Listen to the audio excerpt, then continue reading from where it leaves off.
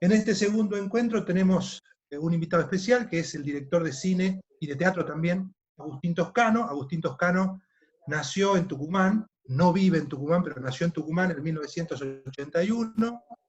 Como dije, es director y guionista de teatro y cine. Su primer largometraje, Los Dueños, del año 2013, se estrenó en la Semana de la Crítica del Festival de Cannes 2013 y obtuvo la mención especial del jurado. El Moto Arrebatador, del año 2018, su segunda película, se estrenó en la quincena de realizadores, también del Festival de Cannes, y en Horizontes Latinos del Festival de San Sebastián, donde obtuvo la mención especial del jurado. Hemos titulado la reunión de hoy El cine social en Tucumán, y ahora le dejamos la palabra a Agustín Toscano. Bien, gracias Fabián por la invitación al ciclo, por atender este tema que para mí es crucial en lo que yo hago y supongo que también es crucial para mucha gente que hace cine desde las regiones, como aportó Fabián en el momento. Yo ya no vivo en Tucumán, lo que no significa que no trabaje en Tucumán. De hecho, ahora hemos hablado un poquito hace un rato antes de empezar esto de que uno ya no está en ningún lugar, y yo muchas veces sí me conviene para ciertas reuniones seguir estando en Tucumán, porque de hecho mi DNI lo es, mi teléfono empieza con 0381 todavía. Las dos cosas que te mantienen como tucumano son eso, digamos, si tenés la característica del teléfono sobre todo. Pero yo después no pierdo nada, o sea, voy acá en donde vivo, en Loma de Zamora, al súper, y todos me preguntan de dónde soy, es como que de dónde soy es como indisimulable un poco, o sea, incluso algunos no saben qué es eso, pero se dan cuenta en todos los lugares donde no soy un interno, que yo soy un extranjero, un forastero dando vuelta, y nada, por eso siento que mi regionalismo, digamos, mi situación geográfica me ha marcado muchísimo, como supongo casi todo el mundo, y en mi caso es como muy difícil de tratar de disimularlo, entonces lo exploto. Entonces casi todos mis trabajos son en Tucumán, las películas que estoy escribiendo son para hacerse en Tucumán, estoy haciendo un documental en Tucumán, trabajo en guiones de otros tucumanos casi siempre, o sea, en Buenos Aires me junto con tucumanos a jugar fútbol, no es que yo sea fan de los tucumanos, sino que, nada, la corriente en la que me crié y todo, me pegó a mucha gente y soy como muy aferrado a un grupo humano, no porque ese grupo humano sea tucumano, porque tiene un montón de otros salteños y no sé qué, y porque estoy muy integrado a una comunidad artística de ahí y me cuesta, aunque vive en otro lugar, salirme centímetros de eso. Pero entiendo que esa comunidad artística que existe en Tucumán es amplia y es del NOA.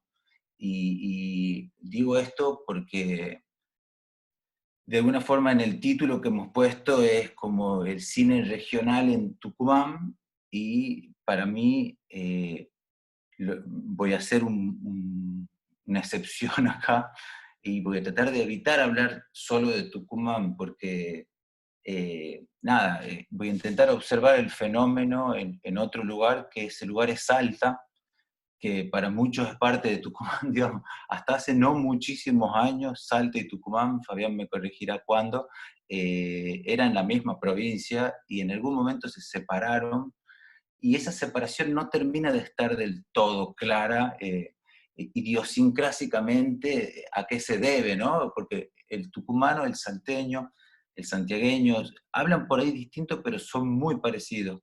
Y el tucumano y el salteño ni siquiera hablan tan distinto. Con el santiagueño sí hay como un salto idiomático gigante, porque pronuncian todas las S que nosotros no pronunciamos y hacen otro canto, pero los tucumanos y los salteños, y te diré que gran parte de los jujeños son muy de una corriente, de una forma y de una fuente que va más allá de lo musical, del canto de cada regionalismo, sino como que hay un intercambio, por decirlo así, universitario, de hecho, que es que, bueno, las carencias que tiene una provincia la completa la otra, al menos en los últimos 40, 50 años, entonces los salteños estudian ciertas cosas en Tucumán, los tucumanos ciertas cosas en Salta, hay un cruce, se casan entre tucumanos, salteños, jujeños, entonces en todas las familias hay aunque sea alguien que vive en la otra provincia, hay un cruce que hace que uno sienta que lo que se llaman regiones, digamos, lo que se llama NOA es una arbitrariedad como todo, como Argentina, como los continentes, todos son una arbitrariedad. Pero lo que pasa en la idiosincrásicamente es que uno no se siente tan cercano a otros lugares, o en algunos lugares lo ven como, a uno como forastero, más allá de que uno esté cómodo. Dice, yo vivo cómodo donde vivo y cuando estoy en capital estoy súper cómodo, no es que me siento discriminado, pero estoy discriminado porque la mayoría me reconoce como una minoría y me lo pregunta, y cada vez que me presentan dicen una película del tucumano, o cada vez que están por decir algo, es como que me antecede el tucumano ese en un montón de lados. Por suerte casi no me dicen tucu, muy poquita gente me dice tucu, pero tengo ese estigma y yo lo uso a favor, como que ya me divierto y digo, bárbaro, si me dicen el tucu no me quejo, a pesar de que entiendo lo ridículo. Si entro al kiosco y me preguntan, vos sos tucumano o vos sos salteño, que me tiran algunas veces, y lo acepto como que, bueno, está bien, funciona algo de eso que para mí es la identidad, como máscara también, así como somos muchas cosas, se ve que también somos de una región y a todos parece que le importa, sobre todo cuando uno viene de una región desfavorable para el cine, al menos para el cine argentino.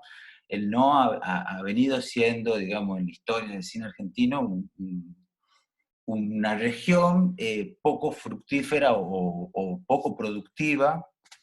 Después analizaremos por qué, si tenemos tiempo, pero en principio comparado con el centro, digamos, de Córdoba hacia Buenos Aires, y principalmente con el polo que es Capital Federal, en Tucumán se produjo muy poco cine, y en Salta poquísimo, y en Jujuy poquísimo, y los últimos 10, 15 años de la tecnología digital le brindó una revancha, y nosotros somos parte de esa revancha.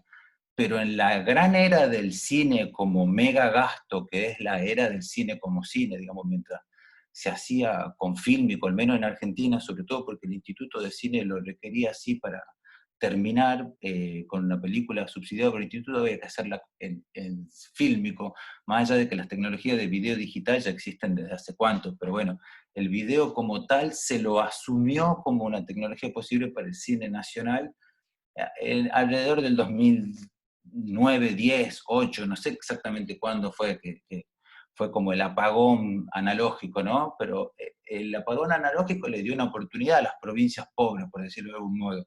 Sobre todo pobres como son Tucumán, Salta y Jujuy en cuanto a inversión en cultura. No significa que sean pobres, porque hay mucha gente rica en esas provincias, pero en general la inversión que hay en cultura, digamos, es mínima, y con eso se hace mucho, no sé, hay 80 o 90 grupos de teatro en Tucumán que anualmente estrenan obras, no sé cuántas bandas de rock, pero serán más de 100, bandas de folclore más de 500, es como que, y así podría seguir enumerando artistas visuales, todo eso, pero siempre la inversión en cultura es muy baja, sobre todo es como una inversión básica que hace el Estado provincial, y después el arte independiente es como muy a pulmón, eh, con pequeñas excepciones, pero la inversión que significaba hacer cine, sobre todo en los 80, 90, era un poco impensado que un productor en Tucumán surja de la nada y tenga para hacer esa inversión que todos sabemos que era el fílmico y bla, bla, bla.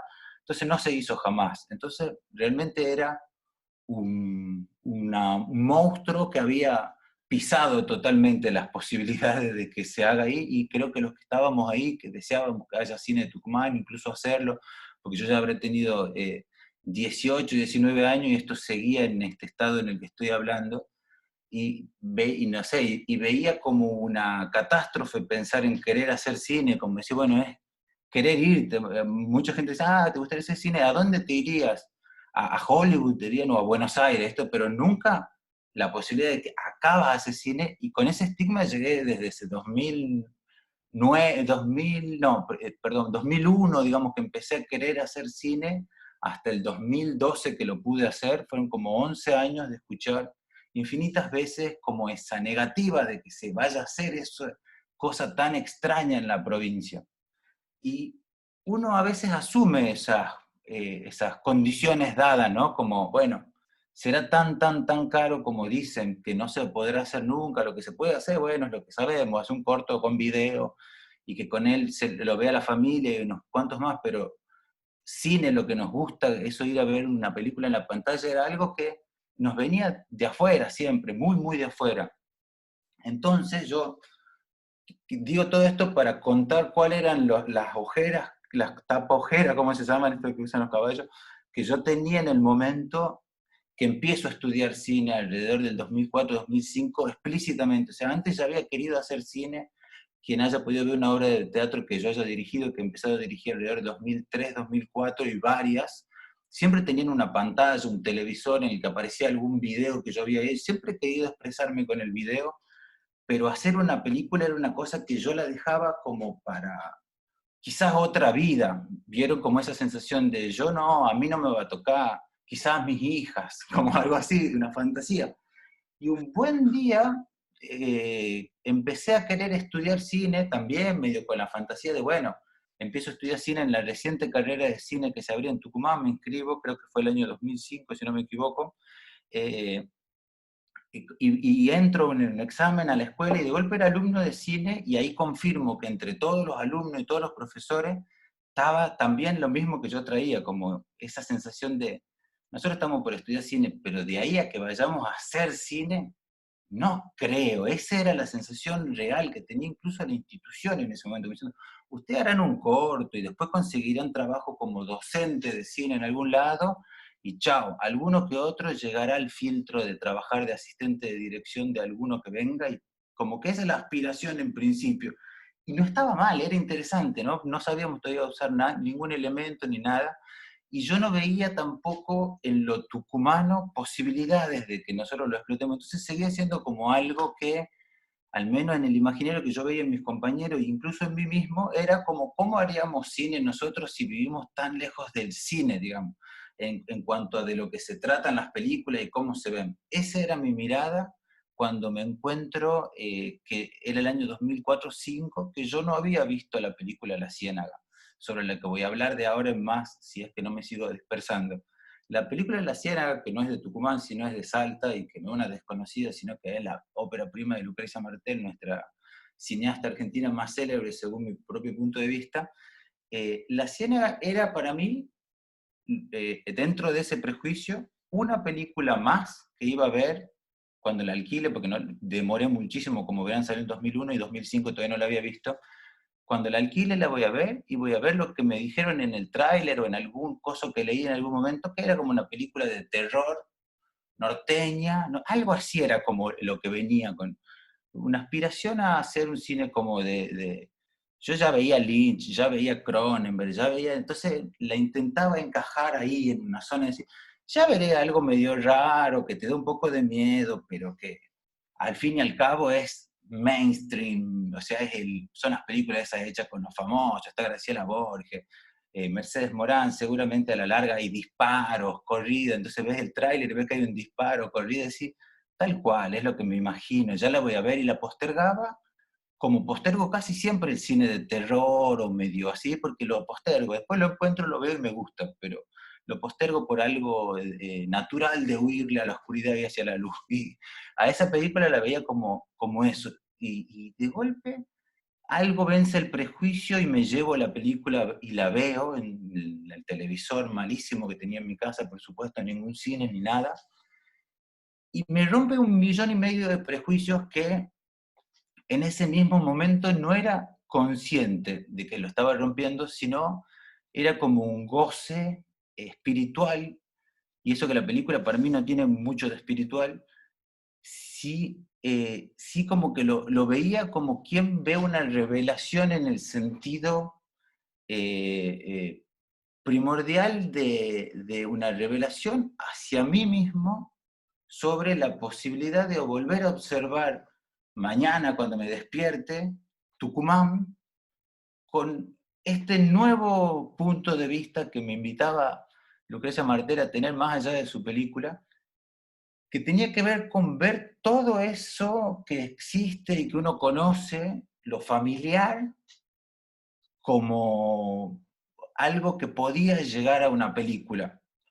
como algo que estaba muy lejos de lo que yo veía que estaba pasando como en mi entorno, en los que estaban queriendo hacer cortos cerca mío, como de golpe lo que sentía, más allá de que era Salta y que no era Tucumán, sentía como si alguien hubiera conocido mi familia, mis primos, mis tíos, mi mamá, como si alguien realmente tuviera un conocimiento de algo que se hacía, que hacíamos todos, o en lo que estábamos metidos, como una especie de radiografía, no de la provincia solamente Salta, porque encima tiene la hermosura de haber seguido a un lugar que no es Salta, hay unas par de escenas cuando van a Salta, a tirar bombuche y no sé qué más, pero en general está como en una zona que es como un no lugar, un Tucumán Salta, en donde hay una gente que se ve que vivió en varios lugares, que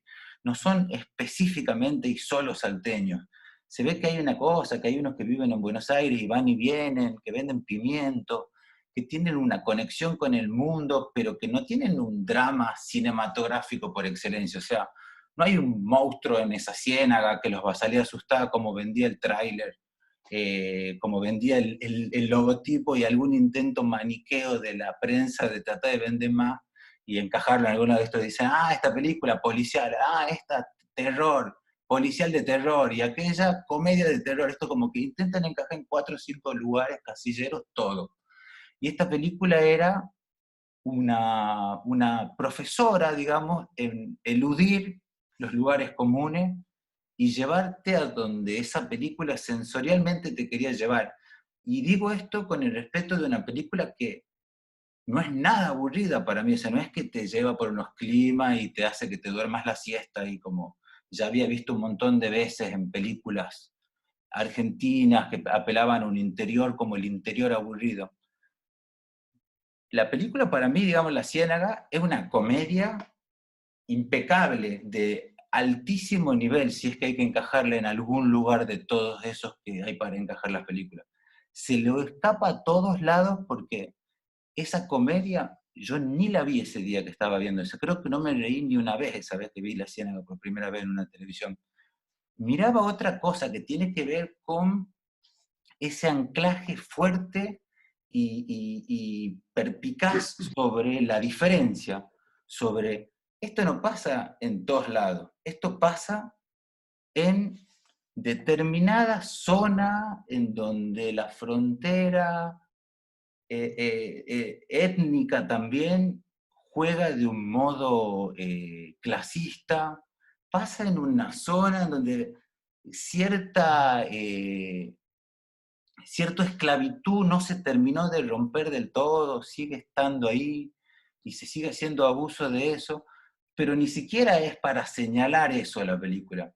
La película te convida de esos sabores y va avanzando y va avanzando. Entonces yo lo que sentí, que me parecía muy bueno cuando terminó y cuando después me acuerdo de la sensación de ese video dentro de ese videoclub al que yo apelaba para elegir, digamos.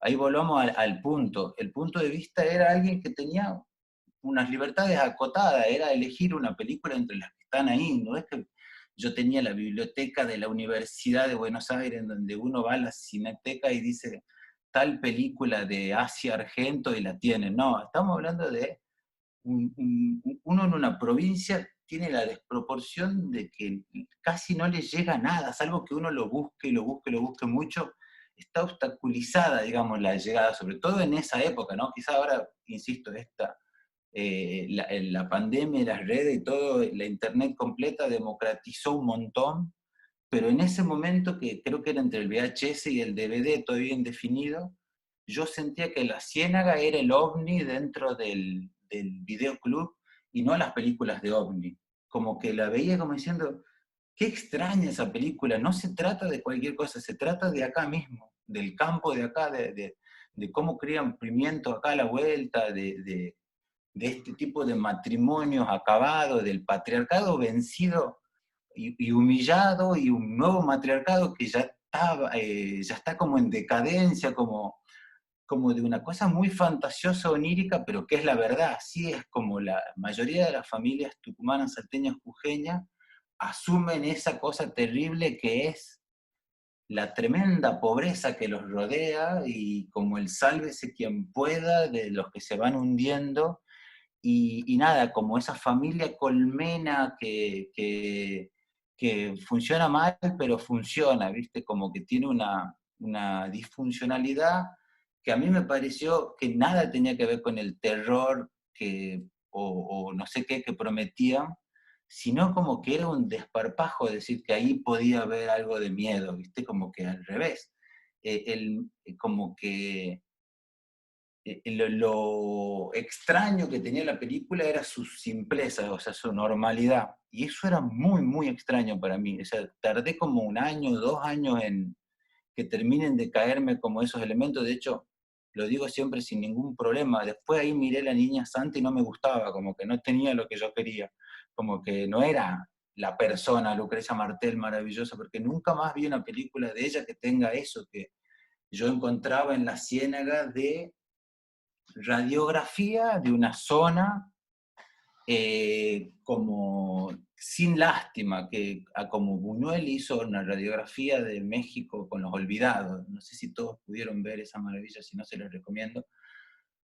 Va con esa misma cuchilla muy filosa que cuando uno la ve la primera vez lo impacta. Después algo te duele de todo lo que estás viendo y finalmente podés asumir de que es muy gracioso. Entonces yo recuerdo mucho una vez que pude ver finalmente La Ciénaga en el Malva, en el cine, o sea, en fílmico, como tenía que ser.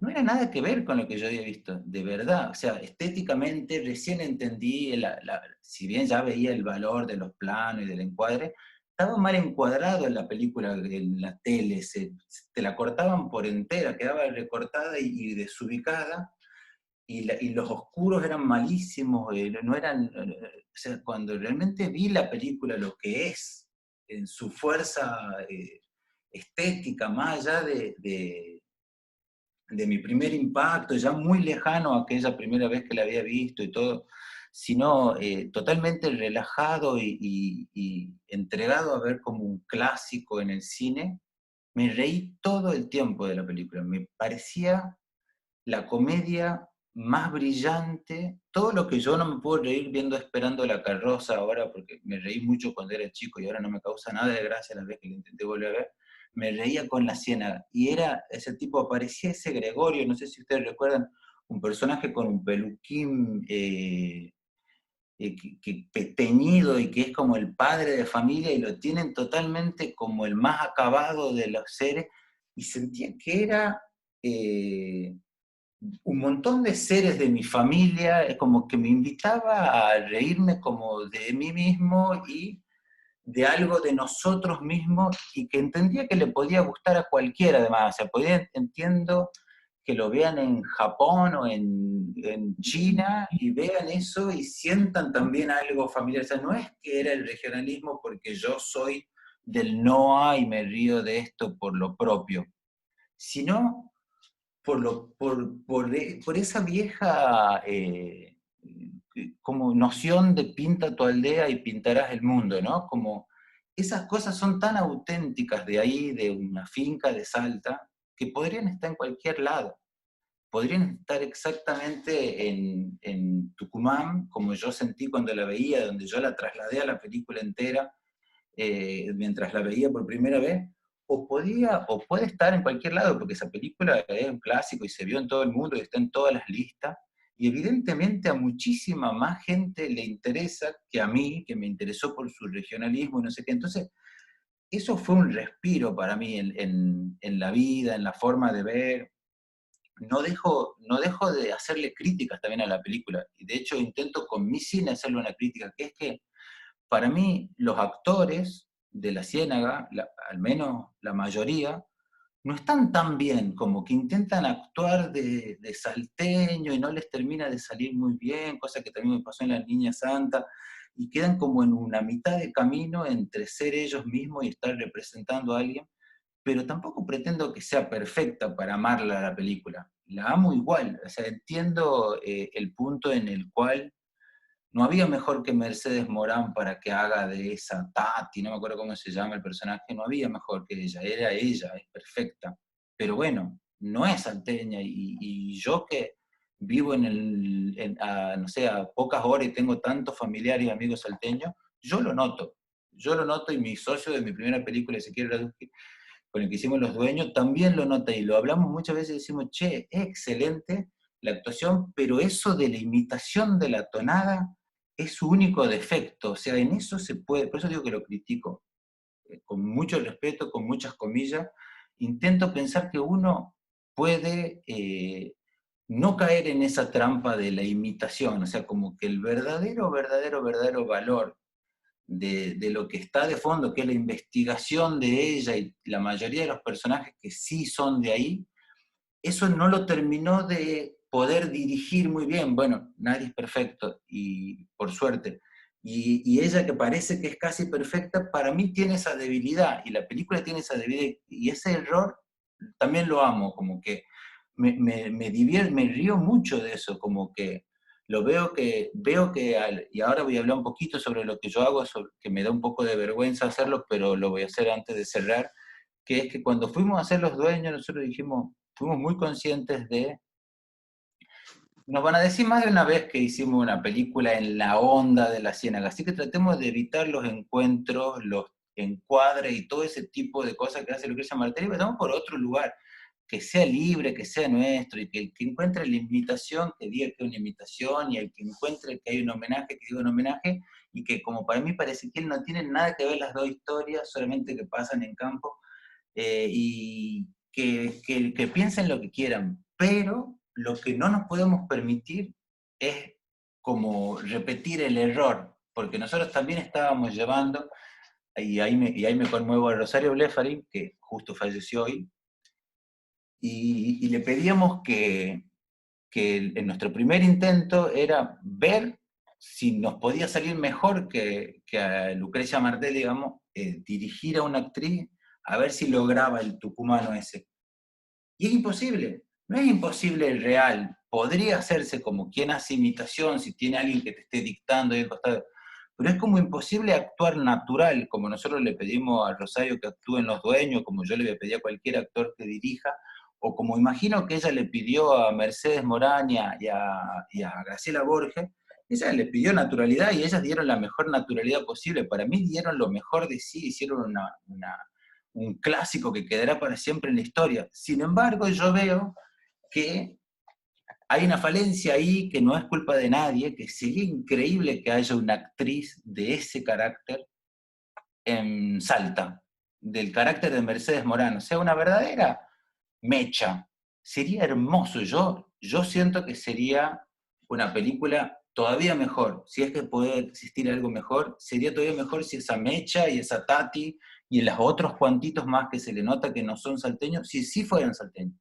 Esa película ya sería superior. Y si no, creo que hay que ir por el camino que es el que nosotros elegimos, que también tiene sus defectos, pero adaptar la historia de que el personaje no sea de ahí, que no tenga que imitar, que sea de donde viene y que hable, no sé, en Tucumán todo el tiempo hablamos con un santiagueño, o con una persona de Capital Federal, y con paraguayos, y todo, cada uno habla desde su lugar y de su regionalismo, y nadie tiene que imitar al tucumano por vivir en Tucumán.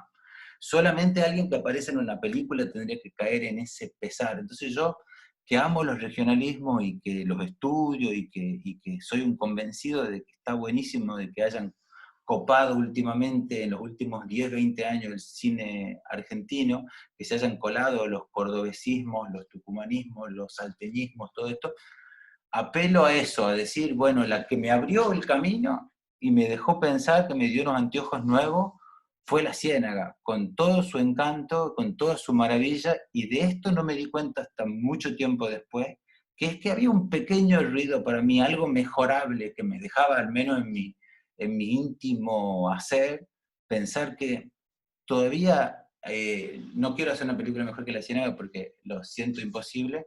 Sí quiero hacer unas películas que estén muy bien dirigido, eso que cada vez admiro más y quiero más, que tiene que ver con cómo hablan las personas de mi provincia, cómo hay muchísimas variantes del español tucumano, digamos, muchísimas, muchísimas.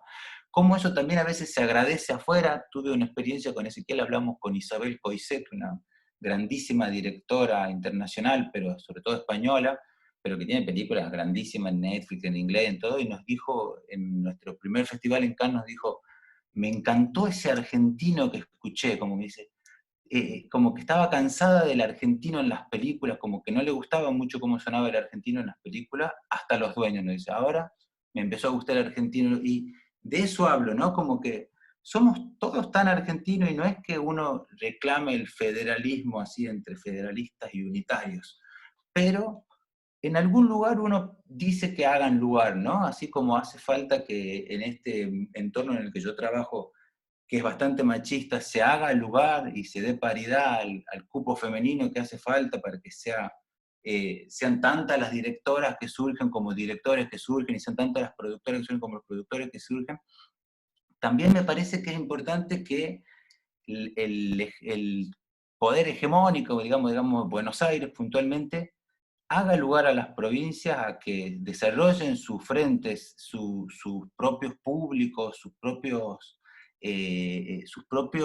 cánones, ¿no? De alguna forma, nosotros peleamos por eso en nuestras pequeñas luchas así, sindicales, para que se le haga lugar al interior, y por eso, un poco para cerrar, es como que festejo y acompaño que exista pensadores como todos ustedes, viendo y quizás escuchando a alguien como yo que divaga entre hablar de Salta y de Tucumán como si fueran casi una misma cosa, como si no hubiesen pasado los últimos 100 y pico de años, es que en algún punto, insisto, que no han pasado, digamos, aunque sea cuando uno se va hasta esa mirada de Isabel Coixet, ahí en Cannes, y mira hacia Argentina y dice, después de la General Paz para allá, no conozco nada, esa es otra Argentina, la tendrían que, es tan, tan grande e inabarcable que tendrían que empezar a presentarla de a puchitos, ¿no? Porque de lo que se sabe mucho de Argentina, y que es con lo que quiero cerrar, que un poco de lo que yo estaba un poco agotado, es de lo que se viene haciendo en la televisión y en Buenos Aires en las películas, que hay millones de opciones y millones de tipos de cine, pero a grandísimos rasgos como que se habla de un modo, y ese modo no es el modo en el que se habla en el resto del país. Y eso ya es una frontera impresionante dentro de nuestra misma frontera. Entonces, para mí está impresionante pensar, nada, que aunque sean las regiones, si bien fallidas, porque no encuentro a veces la relación entre la provincia de Tucumán y la de La Rioja, a veces están en la misma región, pero el concepto de ver a los átomos que significan esos pequeños núcleos nos hace bien, nos sirve, y si nos comparamos con los continentes como Europa, los países son mucho más chicos que la división esta que tenemos nosotros. En nosotros, el NOA serían 2 países quizás en Europa, y quizás serían vistos en el mundo así, ¿no? Como, qué sé yo, voy a poner cualquier ejemplo, pero como Grecia y otro, y no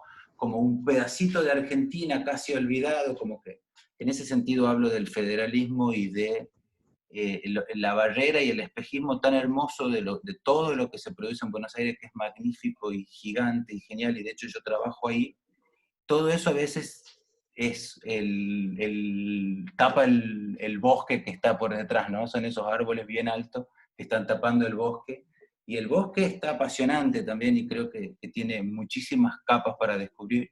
Yo recién estoy descubriendo las del NOA, y nada, lo invito a quienes no hayan visto mis películas, las películas que hace Ezequiel, las que hace Lucrecia Martel, o Bárbara Sarasola Deis, o Daniela Segiar, o tantos otros directores, Alejandro Gallo, y tantos directores en el NOA que son increíbles para descubrir. A veces tienen 1 o 2 películas nada más, pero mundos muy diferentes que no se ven en el otro cine argentino, y que me parece interesante que los vean. Y gracias. Bueno, muy bien, Agustín, gracias por tu exposición. Vamos a abrir a partir de ahora la ronda de preguntas. Yo voy a hacer la primera y luego le voy a dar lugar a todos aquellos que quieran hablar o que quieran conversar con vos a partir de lo que expusiste o de alguna otra inquietud que surja. Me gustaría preguntarte, a partir de lo que dijiste, ¿qué pasó porque ya explicaste qué pasó después de haber visto La Ciénaga y haber hecho Los Dueños, digamos, o sea, vino Los Dueños. ¿Qué pasó entre Los Dueños y El Moto Arrebatador? ¿Qué pasó con esa mirada que tenías sobre La Ciénaga y a su vez la mirada que pudiste tener sobre Los Dueños? Eso me gusta tu pregunta, es más difícil ya porque yo como que en mí entiendo una continuidad entre los dos proyectos, como que yo ya estaba seteado mirando mi provincia desde nada, desde unos cuantos, diría unos 4 o 5 años antes de empezar a ser los dueños, yo ya estaba mirando la posibilidad de hacer el motorrebatador, no te digo que ni con ese título, ni con esos personajes, pero estaba mirando para ahí, esas son cuestiones, y como varios otros proyectos que habrán quedado en el tintero y que nunca les contaré, iban por ese lugar, esos son los lugares que yo ya empecé a elegir cuando aposté a que se podía hacer en Tucumán, un cine de Tucumán que no tenía por qué ser un cine del que venía exigiéndose, no sé, policiales o que encaje en géneros como el terror, no tenía por qué ir por ese lugar. Sí le iba a costar mucho más la comercialización, digamos, a las dos películas que hice por mantenerse en ese terreno en el cual no está del todo fácil definir cuál de los géneros cinematográficos es el que mejor lo envuelve, por lo cual nadie se abrazó de eso para venderlas, y por lo cual casi nadie pudo venderlas, esa es la verdad. Pero bueno, está bien también ese lugar, porque a mí me da una especie de tranquilidad y libertad como creador, en el sentido en el que no tengo que ser un éxito, sobre todo no tengo que ser un éxito de público. Como que a los que hacen las películas conmigo les cierran por otro lugar, entonces más bien es como que tienen que ver con que yo logre a mi gusto pintar esa aldea que prometí, digamos, cuando pedí los fondos para hacer esas películas, hablé de el mundo que iba a contar, ¿no? De lo que estaba de lo que yo estaba mirando, hacia donde yo estaba mirando, porque me interesaba hacer una película con esos elementos, en ese lugar, en esa época.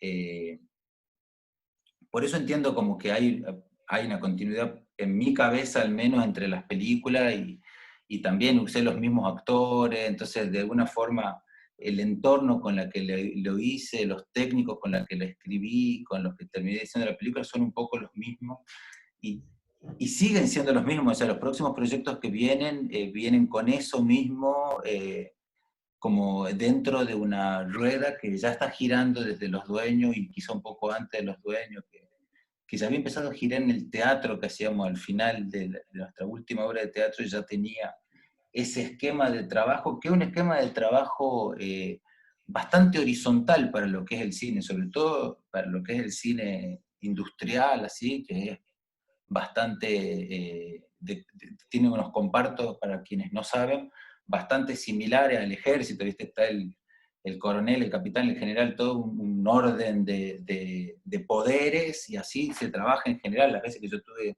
trabajo en el cine nacional, uno tiene un jefe que tiene a la vez un jefe, y ese tiene un jefe, y uno no habla con el director. En las películas que hice yo, y por lo que entiendo, por lo que hizo Ezequiel también cuando dirigió solo, hay un costado horizontal, así de como cuando hacíamos teatro, en el cual todos tienen voz, voto, opinión, todos son un poco dialoguistas, guionistas, todos tienen la oportunidad, no es que le damos la cámara a cualquiera o el micrófono a cualquiera, pero sí que le damos la opinión a cualquiera. Y a cualquiera me refiero, a cualquiera que ha llegado a estar dentro del equipo de la película, es porque nada, tiene esa libertad, como yo y como los otros que trabajan, de hacer una broma en el momento que se les ocurre la broma, de comentar sus preocupaciones, volcar sus sueños, sus deseos, todo en el proyecto que estamos elaborando, y no están ahí como para obedecer, digamos, la orden de alguien, o para seguir el capricho de alguien. Entonces, el chip con el que trabajo yo y con el que intentamos trabajar es como mucho más cooperativista de lo que suele ser el cine. No sé si eso se ve o no en las películas. Yo lo veo en el trabajo, porque yo también a veces me toca trabajar en otras películas en las que esto no existe, y nada, no es que no me guste el otro trabajo, sí me gusta, pero no siento que yo tenga la libertad, no sé, yo fui, por ejemplo, ambientador y también fui utilero. Y como utilero no me animé a hablar con el director y a decirle lo que yo opinaba de las actuaciones. Sin embargo, yo en mi película le escucho al utilero y al ambientador qué opinan sobre todo, sobre las actuaciones, sobre la música, sobre política, conversamos, cuál es el sentido del humor que tienen. En general, quien termina trabajando con nosotros siente esa sensación de estar dentro como un elenco de teatro en el cual lo único que importa es que las actuaciones estén buenas cuando se filme, entonces hay toda una onda para que eso pase, que es el canal con el que yo trabajo abierto y creo que es lo que me ha influido mucho a ser los dueños y ver que el entorno con el que yo venía haciendo teatro estaba entrenado, raramente, pero estaba entrenado para hacer una experiencia de cine y son las que estamos haciendo. Que son eso, son como experiencias de cine más que rodajes convencionales porque pasan por ese otro lugar medio anarquista en el cual yo desarmo mucho el lugar del director, y como también soy actor y guionista de la película, a veces dejo que sucedan como catarsis dentro del equipo, que muchos aportan y las películas están hechas con la mirada de un montón de gente, sobre todo de los que me rodean, que son 4 o 5 personas, todos dirigen. De hecho, después de que hicimos Los Dueños, todos dirigieron su película. En el trayecto de 2 o 3 años de Los Dueños, todos, incluso yo y Ezequiel, cada uno dirigió su película. Fue como una especie de escuela de cine en el sentido vimos la oportunidad de hacerlo nosotros a nuestro modo y nos dejaron hacerlo, digamos, los productores y quienes confiaron en nosotros, y cuando se estrenó, no sé, en Cannes y todo eso, todos dijimos, bueno, funcionó entonces, ese método que parecía tan anárquico y tan loco, disparatado, estamos contentos. Entonces fuimos a seguir trabajando en ese sistema, por decirlo de algún modo. Pero yo creo que está bueno que ese sistema se contagió ahí en el NOA a algo que la gran mayoría de los que no venían de ese lugar a trabajar, les parecía todo muy raro y encantador. Repito la metáfora que hacían. Decían, es como estar dentro de un grupo de teatro, de danza, de títeres, ¿no? Como que las películas son una organización en apariencia más seria y más vertical o más piramidal. Y en nuestras películas eso un poco no se ve, el que lo ve de afuera ni sabe quién dirige. Vamos a dejar que hagan preguntas, ¿no? Porque tenemos una tribuna. Bueno, doy entonces la palabra a quien quiera hacer una pregunta, abre el micrófono y escuchamos.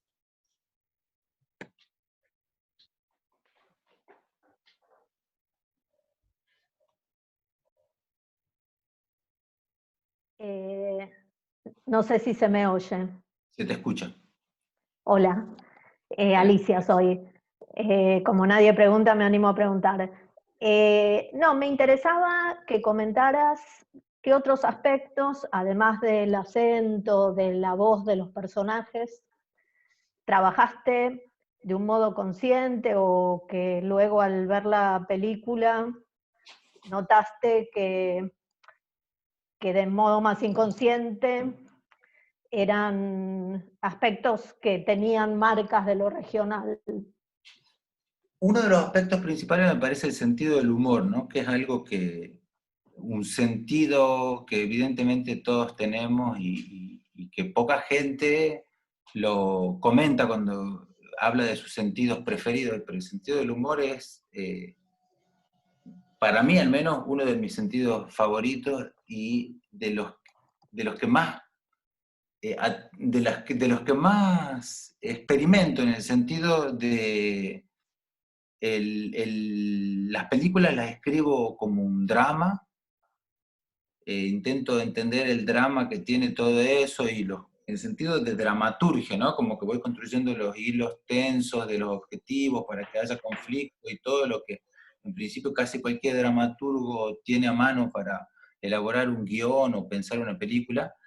Pero después cuando me enfrento a ese material con mis actores, que en general no me da vergüenza decirlo, son mis amigos, digamos, no son un actor que ustedes pueden conocer de muchas otras cosas, de esto son gente que son muy amigos míos, nos enfrentamos con un poco de como si fuera que somos irreverentes con el mismo material, ¿no?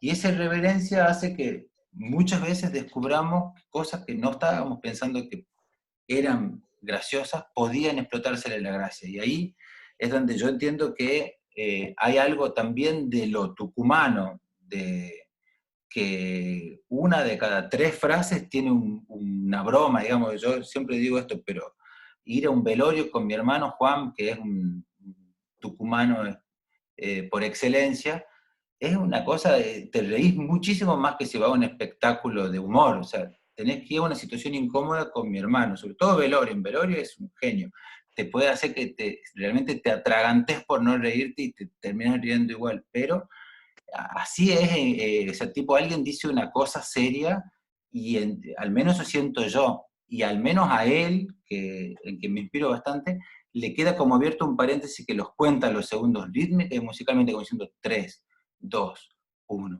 ta, lo tira el chiste. Si no funciona, sabe perfectamente cómo seguir la conversación y que vaya. Si sí funciona, tiene medido todo lo que va a llevar esa risa, todo para dar el contrachiste, que es para lo que le interesaba. O sea, es toda una estrategia de cómo se capta la atención, que bueno, los actores se sensibilizan en eso y van entendiendo tanto público, tanto, no sé, el clown y todo lo que el actor tiene que atravesar para descubrirse a sí mismo, hace que también descubra eso, como la habilidad para hacer reír, no sé, yo voy a poner un ejemplo tonto, pero que a mí me encanta decirlo. Yo me siento a ver Los Dueños cuando la pasan en algún cine, bueno, cuando la pasaban en algún cine, y a veces me quedo solamente hasta ese momento y me voy, que es para mí el termómetro. Pero ahora te voy a explicar a qué me refiero con el termómetro. Ellos están adentro de la casa, está llegando la dueña, se empieza a armar como esa situación de Tony y Jerry, que ellos se tienen que escapar, para quienes no la vieron, está ahí en la película, la pueden ver. Se están escapando, es todo medio tenso, no se sabe si lo van a descubrir, casi se le cae una silla, pero justo la agarra. Todo es el borde del dibujo animado, pero sigue siendo dramático porque están un poco desnudos, porque se están llevando cosas, no sé si son ladrones, si son infiltrados, si son ocupas, no sabes nada, pero de golpe uno salta, se empiezan a poner pantalón, no sé qué, salta para el otro lado de la reja, y cuando viene le pasan un bolso, lo hace pasar el bolso, le pasan otra cosa, y de golpe lo que queda es la señora, digamos, Alicia, que es la empleada, que es la madre de uno de ellos, que está ahí, una señora robusta, Liliana Juárez, que es una de mis actrices favoritas. Y lo que hace sin preguntarse nada es la levanta y se la pasa uno al otro, de un lado de la verja para la otra, y yo hasta ahí me quedo a ver la película. Y es un termómetro. Ahí te diría 90-95% de las veces estalla la risa. Como en una buena escena de, no sé, de Volver al Futuro, de no sé qué, esto que estalla la risa en el cine, bueno, así.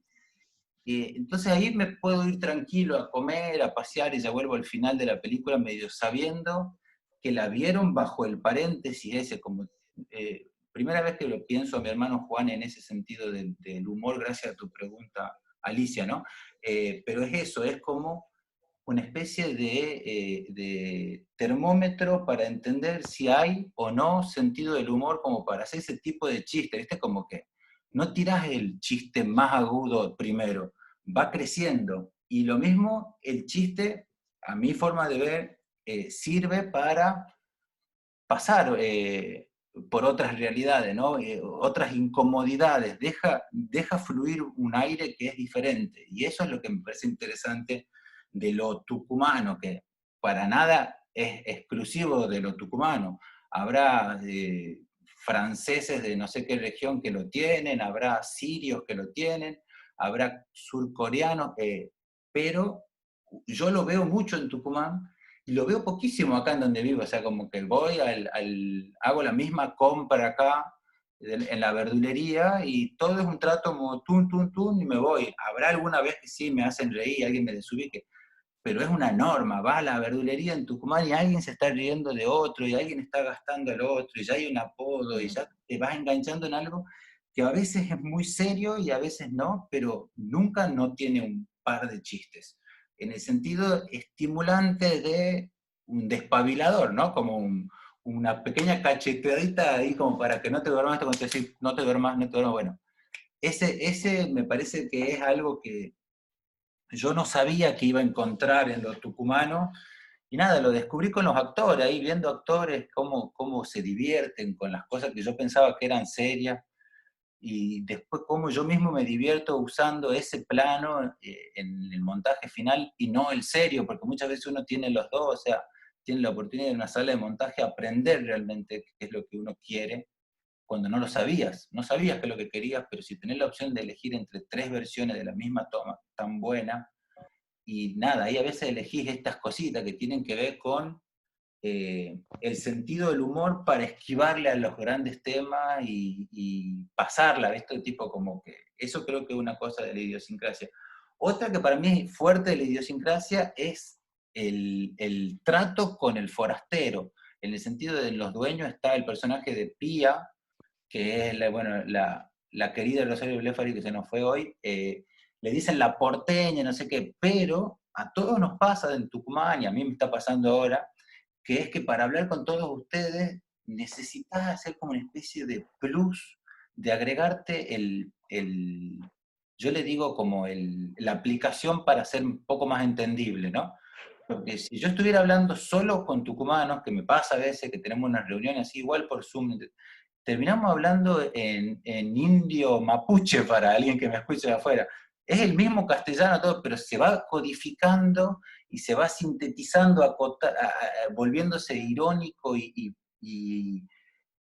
rítmicamente se vuelve muy diferente mi hablar, y sobre todo termino hablando mucho más agudo, más rápido, diciendo muchas menos letras, y después también tengo la forma esta de hablar con ustedes, que tampoco es muy prolija, pero se parece más a lo que un actor le llamaría el neutro, ¿no? Algo que te entienden al menos todo, por tu articulación y bla, bla, bla. Entonces nosotros también trabajamos eso en las relaciones humanas entre las personas, que es como una cuestión de estatus, que es que el tucumano, por su coyuntura social, suele poner por encima de él a cualquiera que viene como extranjero, ¿viste? Como que se pone en un lugar. Y nosotros los dueños lo hemos trabajado a eso, después en el motor de yo también puse una doctora a la que la miran como esa cuestión de como que se achica, pero que en realidad no es cierto, es como un achicarse, un falso respeto, un falso, un modismo raro de explicar, pero tiene que ver con eso, con algo que es falso, pero que no está mal, que es una falsedad que se incorpora para sobrevivir, de algún modo, ¿no? Es como una modestia que no es tal cosa, en la cual le depositas en el otro, pero pasa todo el tiempo, lo vemos, estamos en el rodaje de la película, y entre tucumanos tienen un código, y para comunicarse con el otro, y ese juego vuelve mucho más rico, y después las infinitas variables de tucumanos, de tucumanidades que hay, no solo en las formas de hablar, sino como en la forma esa también de callar y de pensar, como de masticar en la mirada, es como que hay algo que me interesa mucho de ese tiempo, o sea, es más bien música que otra cosa, lo que pasa es que no lo puedo expresar en música, o sea, no sé exactamente qué es la musicalidad que se usa, pero porque no pasa por el regionalismo propio del tucumano, sino pasa porque sea cualquier regionalismo en el cual vos encontrás coherencia entre varios actantes que están utilizando ese modismo. Yo uno ve una película de neoyorquinos jóvenes y lo que le encanta es como el slang ese en el que entra el taca, taca, taca, y eso es lo que a mí me parece como rico, ¿no? Como la sutileza que tiene la comunicación ahí donde parece que no funciona o donde parece que está rota.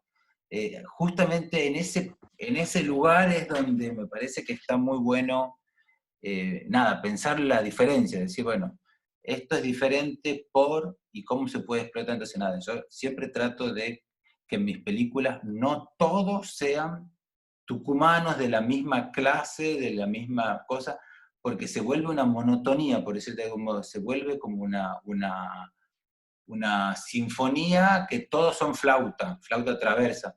Y nada, me gusta más que haya un par de salteños, por eso siempre hay un par de salteños que son más un contrabajo en lo que hacemos, tienen otra cadencia, son un poco más lentos, pero hermosos, y se pega muy bien.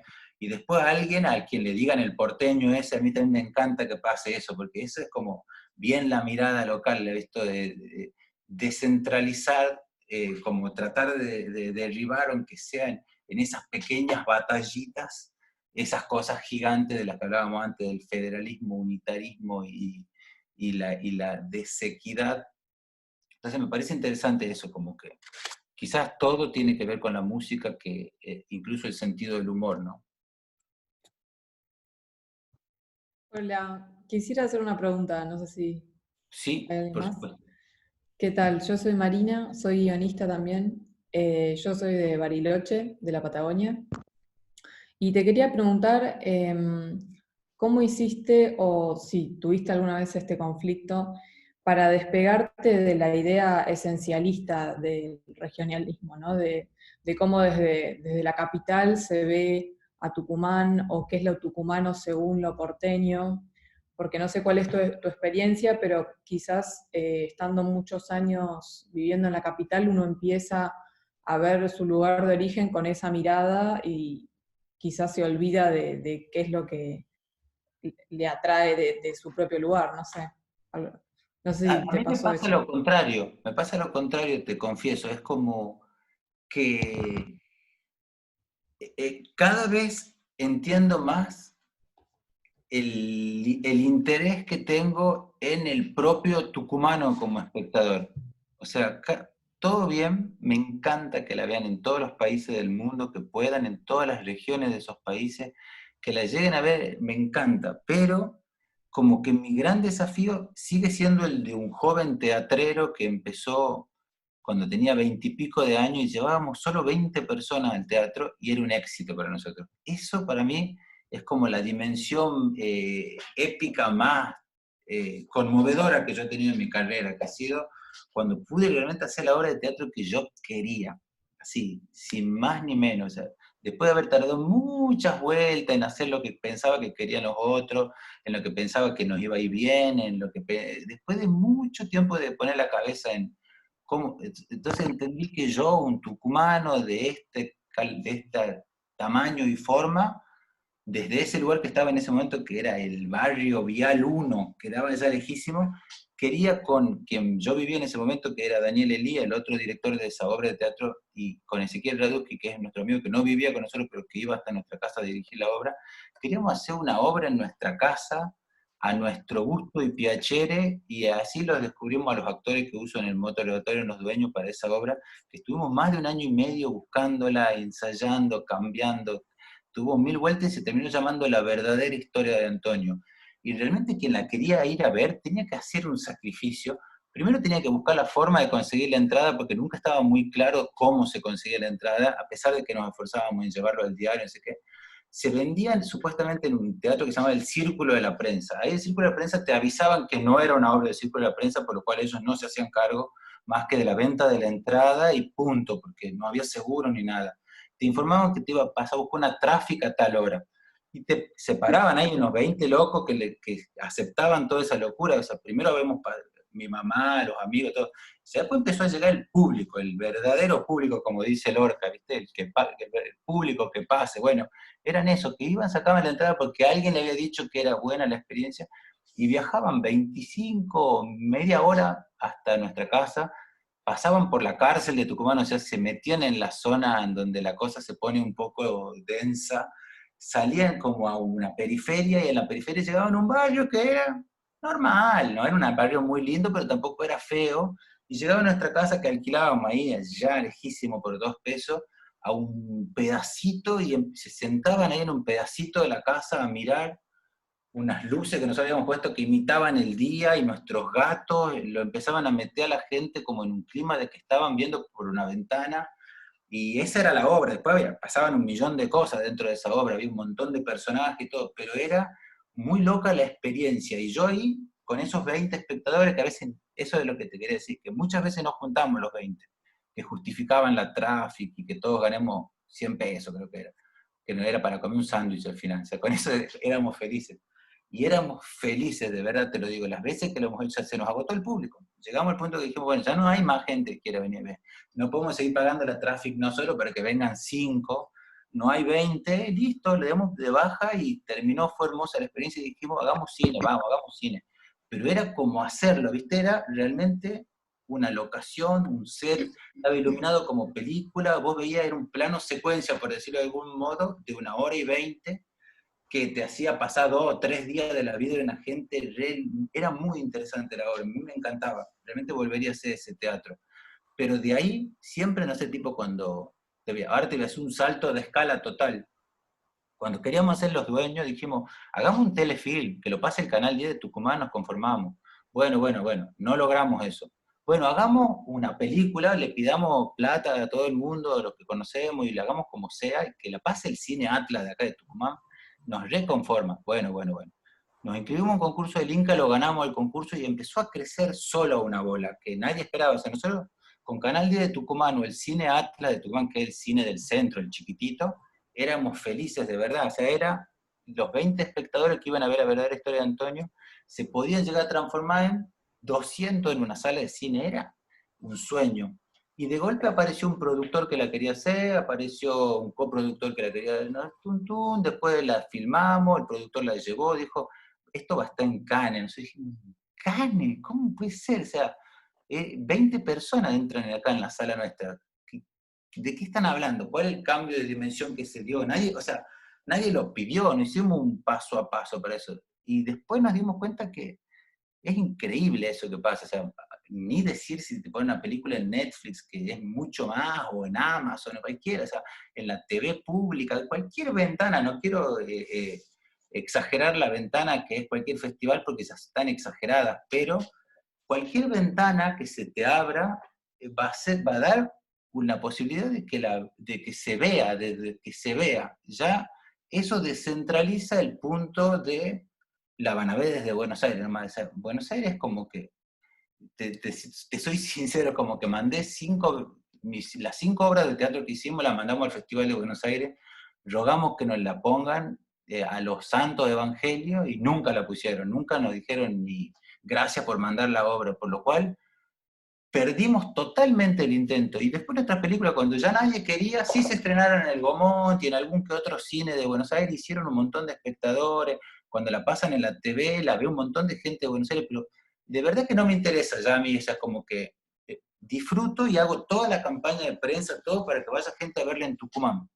Y logramos, no sé, de los 10.000 espectadores que tuvieron los dueños del Moto Libertador en cine, entre 8 y 9 son de Tucumán, o sea, una enorme mayoría, es como decir, casi que ni les interesa en el país nuestra película, después a la larga la ven residualmente en los ciclos, Espacios Inca, la tele, Inca TV y todo lo que hay ahora, cine.ar, en todos esos lugares están nuestras películas y es maravilloso, pero en una primera instancia solo le interesaba a esos locales que antes eran 20 y ahora son un poco más de 20, pero son 8.000, tampoco es un número increíble. O sea, si vos contás los 8.000 por las entradas, no alcanza para hacer la película, por lo cual si no era con subsidios, no se podía hacer. O sea, Tucumán no tendría cine. Pero se dio, y a mí me encanta a mí me gusta eso, pensar que mi público de las próximas películas sigue siendo el planeta Tierra, si tienen ganas de verla, pero yo voy a hacer publicidad en Tucumán, viste, como que siento que ahí tiene sentido, o sea, eran 20, ya van 8.000, cuando sean 16.000 va a ser un crecimiento que yo voy a poder al menos haber visto, y lo digo desde un lugar humilde de pensar que Bariloche me has dicho, ¿no? Sí, soy de Bariloche.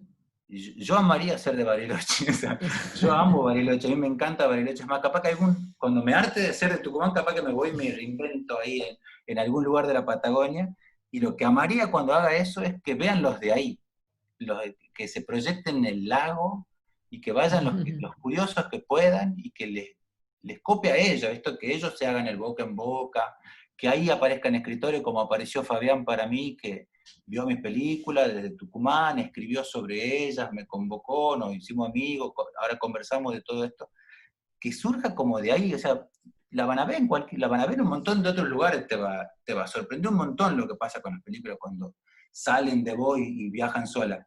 Pero lo más interesante es que viajan y vuelven, y ahí a donde vuelven es lo más lindo, digamos, como que traen a los que están a la vuelta, los influye, te empiezan a contactar para que ayudes a otros, o sea, se mueve una cosa que es muy linda cuando vos lo pensás como una cosa de pueblo, es decir, es una evolución del pueblo entero. Esto antes no hacíamos películas, ahora las hacemos, no todo, pero ya las estamos haciendo. Si quieren hacerlas todas en cualquier momento, ya las podemos estar haciendo todo, porque uno del pueblo ya está haciéndolas, ¿viste? Y bueno, en Bariloche hay una linda movida audiovisual, igual, como Sí, que me sí, parece hay que está algo. bueno.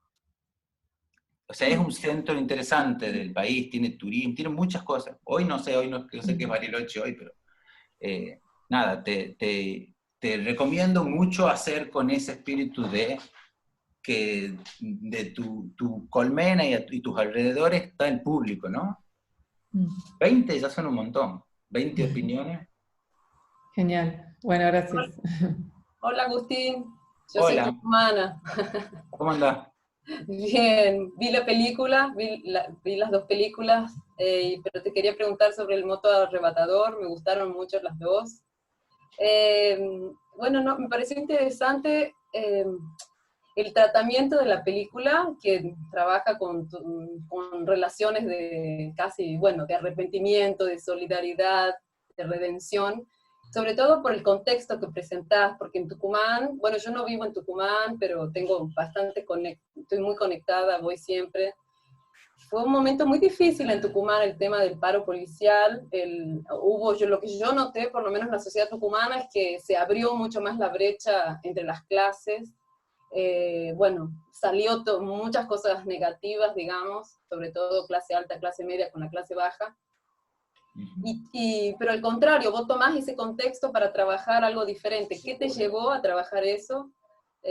¿O por qué Yo elegiste creo que vos lo ese dijiste, tratamiento? Celina, ¿no? Sí, Yo creo que vos lo dijiste, yo sentí lo mismo que vos decías durante el 2013, mientras estaba pasando toda esa última huelga policial, sentí lo mismo, como esto como que la diferencia que había con los días previos a eso era como un clasismo mayor todavía, un señalamiento mayor, y lo más triste me parece como una tendencia al linchamiento, esto como exacerbada, que a veces pasa por darle sobrepoder a la policía para que pasen cosas como la que pasó con el pequeño Facundo Ferreira, creo que se llamó el niño que acribillaron por la espalda hace no menos de 2 años, por esto mismo, digamos, por la estigmatización de la pobreza, la estigmatización del peligro, y en vez de abarcarlo como un problema sistémico propio de un sistema capitalista que está súper agotado y que en esos lugares está exprimiendo problemáticamente en zonas en donde realmente los beneficiados son muy pocos, muy pocos. Entonces, nada, yo lo siento así, yo lo vivo así, y cuando me enfrento, digamos, a escribir una película, no quiero dar un mensaje. No es que digo, ahora me voy a sentar y voy a dar un mensaje de alivio sobre no sé qué para reconstituir la paz constitucional. Para nada.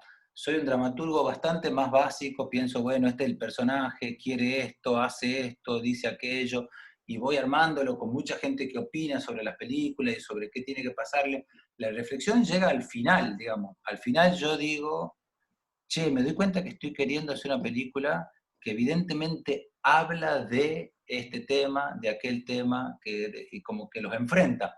Pero no es que yo había hecho un mapa de decir, bueno, el próximo tema que quiero tocar es las víctimas de no sé qué. No, para nada. De hecho, quizás por ese lugar nunca hubiese podido llegar a ponerme en el lugar del moto arrebatador en el que te voy poniendo. Así, por ese lugar siempre hubiese llegado como algún lugar del bien pensante, de intentar entenderla más a la señora Elena esa, y que al Miguel, que es o sea, más a la víctima que al victimario, para ser claro entre todos nosotros. Pero me parecía que el punto clave acá estaba en que se había abierto como una un canal, digamos, para el prejuicio y para el linchamiento y la deshonra esa sin límite, ¿viste? De mirar al otro como el peligro por ser otro, simplemente. Entonces, nada, yo empezaba a ver que Tucumán se estaba transformando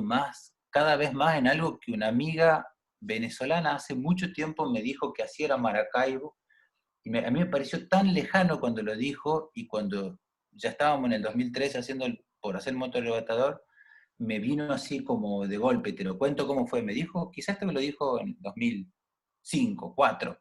Dijo, en Maracaibo, que es no mucho más grande que Tucumán, la gente ya va de su casa en un auto blindado a los malls, que son los shopping, digamos, está dentro del mall, que hay toda seguridad, cámaras, se vuelve a subir a su auto y vuelve a su country, su barrio privado, su mundo cerrado, su edificio ultra vigilado. Ese es el mundo de hoy. Hoy casi todos estamos en esa, más que mal. O sea, yo sigo viviendo en un lugar que da a la calle, que es normal, y llego en el tren a mi casa, ¿no? Y cuando estaba en Tucumán también, pero cada vez Tucumán es más una Tucumán de barrio privado, de country, de mall, que la gente va desocupando la calle bueno, ahora la pandemia, pero antes era porque te van a robar, y te van a robar, y te van a robar, y es cierto. Hay gente que no tiene trabajo y termina robando. O sea, hay como una especie de... lo que mi amiga esta había dicho aquella vez, que es la frase que me quedó pegada, es, en Maracaibo cuando viene una moto, ya te tiras al piso o te escondes. O sea, no es que es una moto que puede pasar, es un sinónimo de que te están por robar, el ruido de la moto. Entonces yo me quedé con esa imagen sonora, visual, un tiempo masticando, y sumado a que a mi mamá la había arrastrado un motorrebatador, así como a Elena de la película, pero mi mamá no se golpeó la cabeza, pero la arrastraron un montón, entonces tenía esos dos elementos y andaba ahí dando vuelta con esos dos elementos, anotado en un cuaderno, en unos dibujitos, y un día dije, claro, no es la historia de mi amiga que le tiene miedo a ese ruido, ni de la señora que arrastran, que es mi mamá, a la cual por suerte no le pasó más que le robaron la cartera, por suerte no perdió la memoria ni nada de eso, sino que es el que está ahí arriba de la moto y se da cuenta de lo que acaba de hacer. No el que está arriba de la moto y sigue haciéndolo como una enajenación por carteras, sino alguien que se da cuenta que a la madre de alguien la acaban de arrastrar, o que a alguien que estaba ahí se le acaba de grabar el sonido de la moto como un ruido atemorizador para toda la vida. O sea,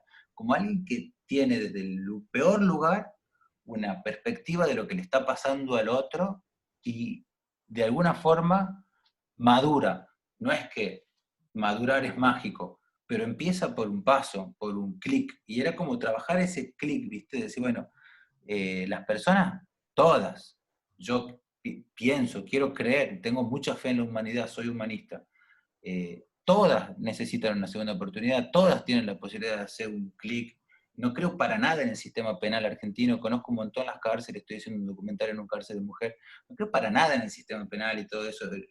Me parece dolorosísimo que todo eso tenga que existir, pero bueno, es lo que tiene que haber, y la película un poco cuenta sobre ese lugar, ¿no?, de la estigmatización, y creo que sucede principalmente adentro de la cabeza de quien, como yo, tiene prejuicios de ese tipo, tiene miedos de ese tipo, anda ahí cuidando su computadora para que no le roben, yo porque llevo mi película ahí, otro será porque le gusta mucho el libro que tiene en el bolso, otro cada uno tiene la excusa que quiera, pero nos aferramos a cosas así y las cuidamos de todos los demás como con una falta absoluta de libertad, ¿viste? Como que las cosas nos condenan, y finalmente lo que creo que alguna vez sentí que la película cuenta, te puede arrastrar a agarrarte tanto de las cosas. O sea, yo entendí mucho esa película cuando decidí que la diferencia entre Elena Suárez, que es el personaje, y Marta, que es mi mamá, es que mi mamá te deja ir las carteras, te las deja ir, te dice, llévatela, no me hagas nada a mí. Entonces, mi mamá quedó enganchada en la cartera inútilmente hasta que se la cortaron y se la llevaron. Elena se agarra a ella. Ella comete un gravísimo error en no dejar ir esa cartera. ¿Qué tendrá? ¿Cuánta plata puede sacar ese cajero? En ese momento el límite de los cajeros era 5.000 pesos, creo. O sea, se agarró a 5.000 pesos de una forma que podría haberse llevado su vida. Eso también es un error. tan grande error como el que cometió Miguel acelerando, o el otro tonto de Pablo que nunca reflexiona. Digo, pero ellos dos sí reflexionan, entonces ellos dos maduran en algún punto, y me parecía interesante ver eso, de que cuando yo escribía el guión, era mi mamá, digamos, dice, no, se engancha a la cartera y la arrastra, entonces sos víctima 100%. Pero Elena no es víctima 100%, porque ella se aferró, como le dice Miguel, como una rata, ¿viste? Como yo me aferro a las cosas, como que está mal aferrarse a las cosas así, como está muy mal salir a robar, también. Entonces yo quería encontrar algo que realmente sea conflictivo en los dos, o sea, que cada uno pase por una gran crisis después de esto. Y nada, se me ocurrió eso, insisto, no es que yo estaba queriendo hacer una tesis sobre cómo es la sociedad, sino soy un dramaturgo, intento ponerle las cosas para que se genere la mayor tensión durante la película, según mi gusto. Entonces nada, es un pensamiento que tengo recurrente, que es, para nada cuenta la historia de mi mamá y hace justicia sobre los robos, al revés, te lleva a pensar sobre el prejuicio que tenemos sobre por qué una persona llega a robar y qué lo hace estar en esa locura en la que anda en su vida en una moto, en la que a veces se llevan puesta la vida de otro, con total desparpajo, cuando en realidad la vida de otro, no sé si era la de mi mamá, todavía estaría llorándolo, ¿no? Te digo, menos mal que no le pasó más nada que eso. Entonces, nada, entiendo que ese es el lugar.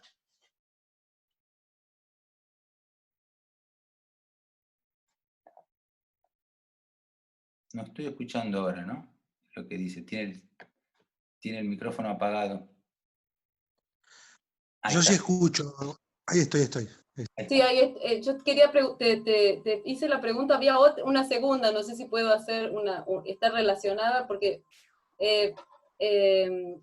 porque Tucumán es una sociedad muy racista y muy clasista, y en ese momento es como que la brecha se amplió. Te quería preguntar si causó polémica, si sabes, si tenés alguna idea de la recepción. Te soy bien sincero y breve al respecto. Yo ya me preparé para una polémica, estaba así como... nunca pasó. Como que... Eso no me gusta tanto que no pase. Esto como que requería la polémica quizá. No, como que lo dejaron como, bueno, está bien, que digan lo que quieran. Esto como...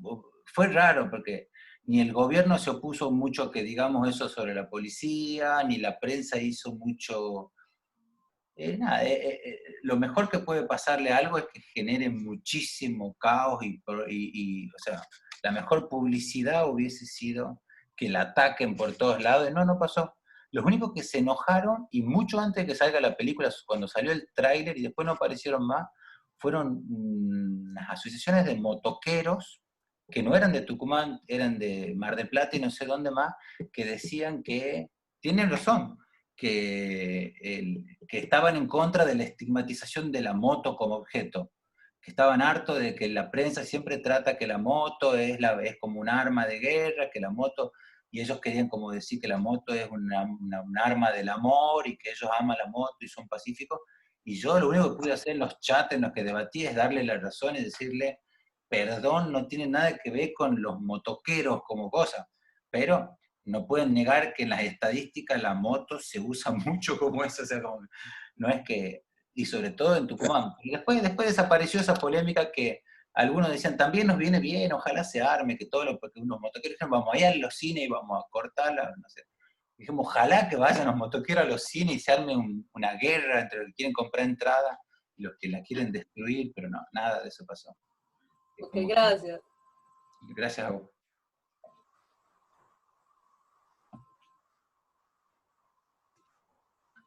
Bueno. Yo te quería hacer una pregunta, Agustín. Vos recién comentaste que estás preparando un documental.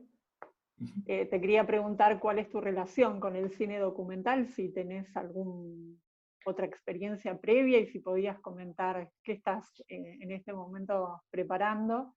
Y además preguntarte por esa secuencia del motorretratador, donde ustedes simulan un saqueo y en la cual efectivamente una persona extra al rodaje ingresa, ¿no? Tal como ingresar al contexto de ese momento, si podías comentar alguna situación por vinculada supuesto. a eso. Empecemos por el final. La escena, un tanto célebre porque se subió a muchos canales de televisión y se habló durante un par de días de aquel momento. Para mí fue una tragedia tremenda.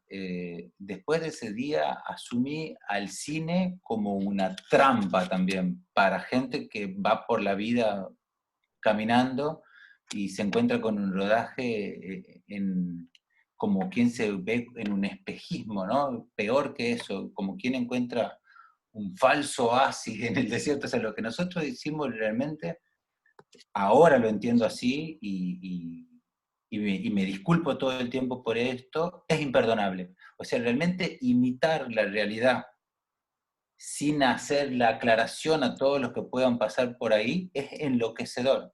Entonces pienso en lo siguiente. Primero paso a contarle a quienes no saben de qué hablamos. Nosotros filmamos una escena de un saqueo, la tuvimos que estar haciendo en un supermercado durante prácticamente un día entero de rodaje y medio día de rodaje.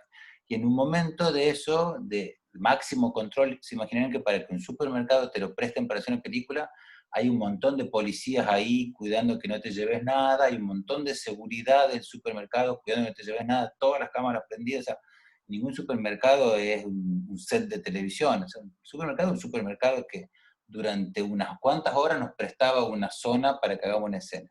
En ese supermercado estuvimos todo ese tiempo haciendo esto como yo hago cualquier escena, tratando de que tenga el mayor realismo posible, por lo cual agregábamos gente, agregábamos caja, agregábamos palos, humo, situaciones que, vistas en la película, parecen una situación realmente de saqueo, y vistas en realidad, las escenas parecen lo que se ve en la película. O sea, lo que se ve en la película pasó en algún lugar, y en Tucumán no es para nada Los Ángeles como se imaginarán, en donde la gente debe estar bien habituada a los rodajes de Hollywood. Tampoco es Capital Federal, en donde de vez en cuando hay un rodaje, una publicidad aquí y allá.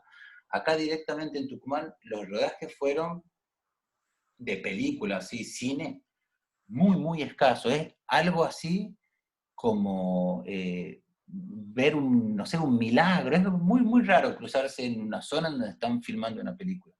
Pero por el contrario hubo muchos saqueos.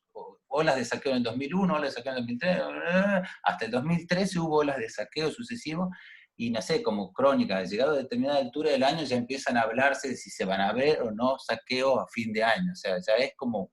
Entonces, películas no se hacen nunca, saqueos se hacen muchas veces. Una persona normal de Tucumán que va por una calle y ve que en un súper están haciendo lo que parece un saqueo, tiene todo derecho a pensar que están saqueando el súper. Y de ahí entramos, bueno, a qué hago yo frente a si veo que hay un saqueo. Pero entiendo que gran parte de la sociedad, una parte que está muy sensibilizada por la falta, entra al súper a tomar un poco de lo que los poderosos nos saquean como pueblo. ¿Viste? Quiero ser romántico al decir que la gente cuando va a saquear es porque está en un límite muy terrible, no es que están felices de ir a saquear y que es el evento del mes, sino es un lugar de la desesperación. Y el cine estudia los lugares de la desesperación, y nosotros estábamos haciendo justamente una escena que tiene ese grado catártico y que era fundamental que sea creíble. Esta persona vio este espejismo, entró, porque habrá estado en algún saqueo anterior, desconozco, y lo que tomó es lo que a mí me educó. O sea, si hubiese llevado, no sé, cualquier cosa, como el personaje nuestro se lleva un juguete para su hijo y un salchichón para el socio, si es que lo vieron, un salchichón, y le roba una tostadora para Elena.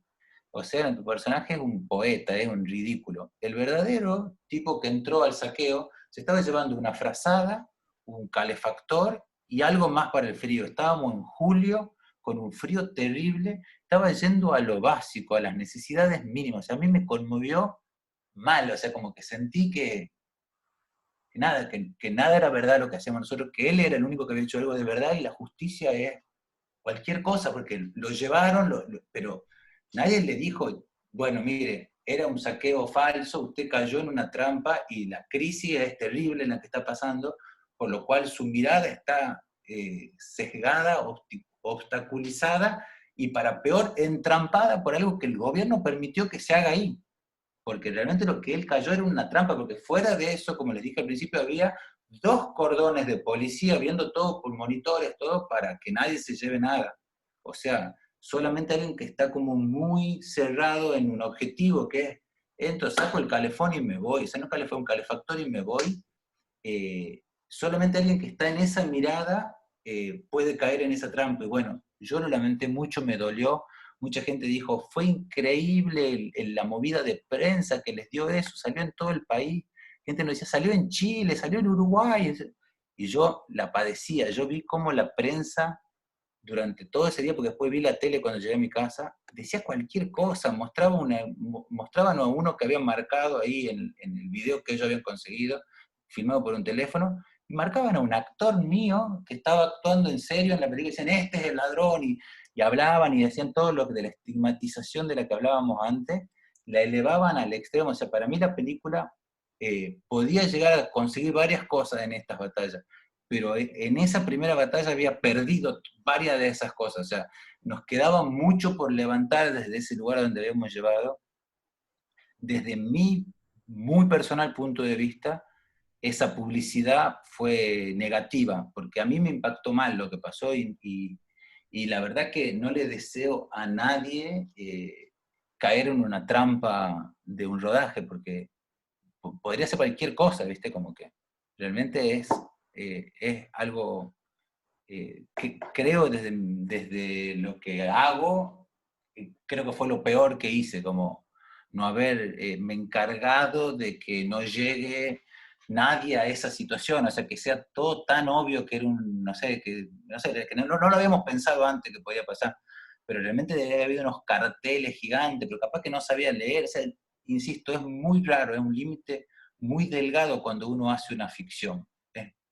Es tremendo, pero es así. O sea, parece que está haciendo un juego, pero a alguien le puede costar la libertad, como el caso ese.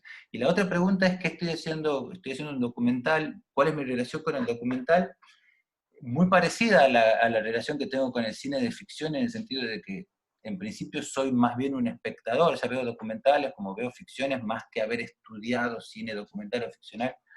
Pero me gusta mucho como herramienta el documental para poner temas, lo que no hago cuando escribo la ficción, como decía más temprano, que no es que pienso desde el tema, sino que pienso como un dramaturgo, y después los temas de los que hablo surgen y los asumo o los descarto.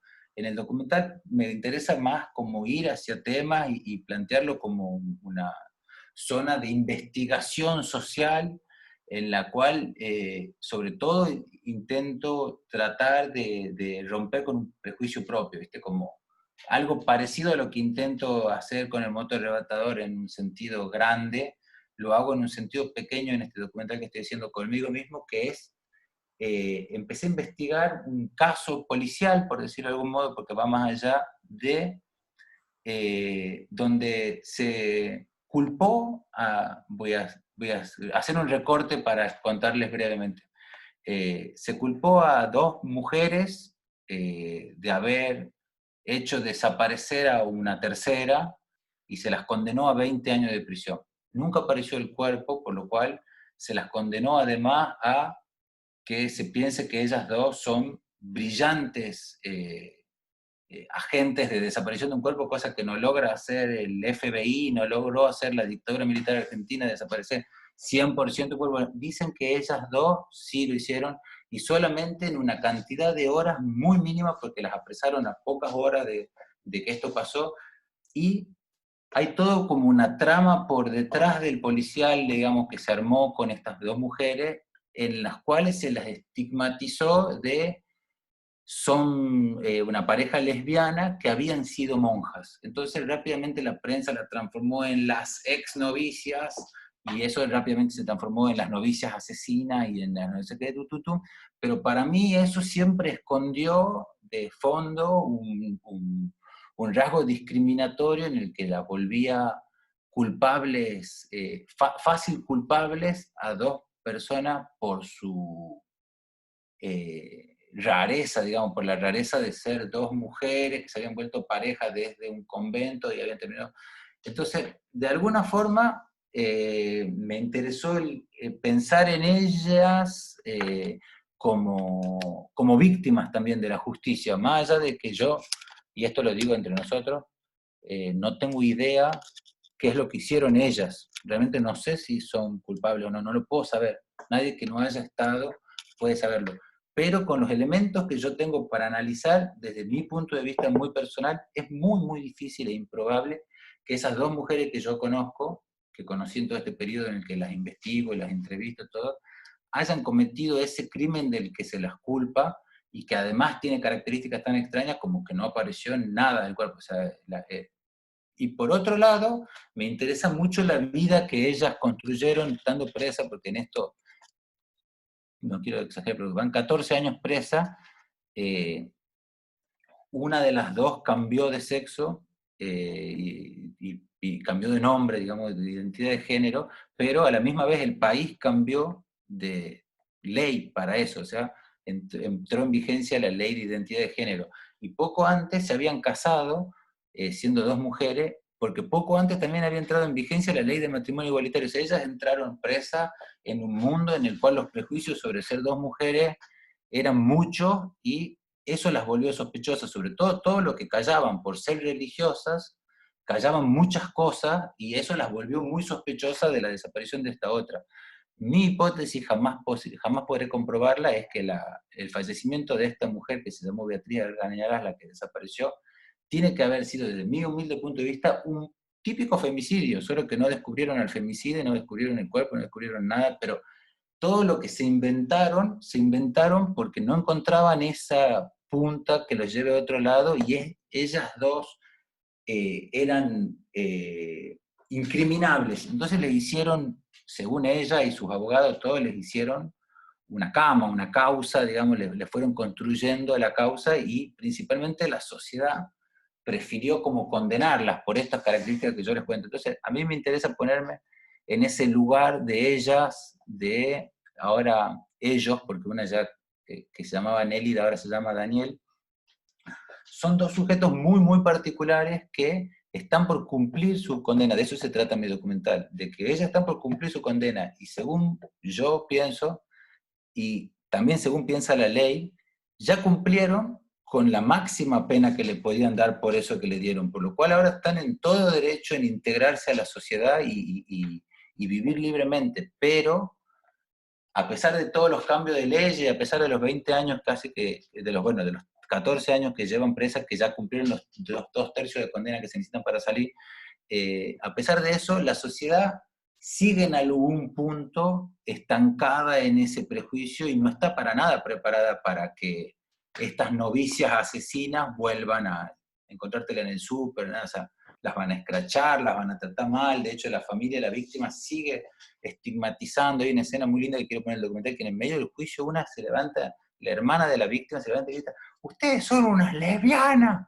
Lesbiana, ese es el problema, le ve que eso, por esa razón es que ellas podrían ser asesinas. Entonces ese pensamiento arcaico es del que va el documental, y lo otro es un gran misterio, que aparte yo lo quiero tratar como un gran misterio, que es, no sé qué pasó, según ellas, según los dos protagonistas del documental, para ellos sería mucho mejor si supieran dónde está el cuerpo ese, decir dónde está el cuerpo ese, ya hubiesen salido hace rato.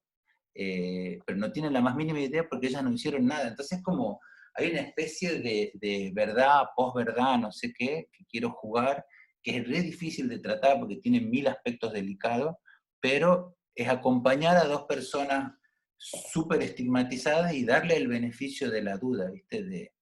Yo no sé si lo han hecho o no. Sé muchas otras cosas, sé que les costó mucho cambiar de género y sexo, les costó casarse, les costó mantener una hija adoptiva que tienen, que vive fuera de la prisión, y ellas la mantienen desde la prisión. Esa hija adoptiva ahora tiene 2 hijos, ellas son abuelas adoptivas de 2 y las mantienen. O sea, yo sé muchas cosas buenas de ellas, como también sé muchas cosas buenas de ese Miguel del motorrebatador.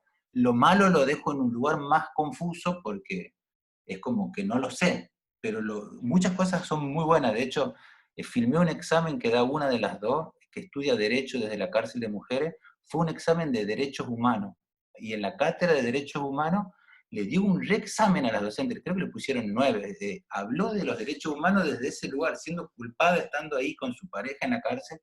Fue para mí muy conmovedor ver cómo las personas, incluso en esas condiciones, se pueden superar, ¿viste? Como, por supuesto, ellas son religiosas y se lo toman a todo como un super vía crucis, que el destino las puso ahí, pero yo lo veo como personajes muy fuertes, muy potentes. O sea, le conozco mucha gente que las banca full, y bueno, nada, veo que la prensa, la televisión y todo en Tucumán las detestan, como que cada vez que sacan una nota de ellos es los monstruos esos que están ahí. Entonces me pareció un tema que era, a mi forma de sentir, como para explorar en un documental, ¿viste? Yo quizás intenté escribir una ficción, algo con esto, pero no me sale mucho más hacer algo como observacional y entrevistas, conversar.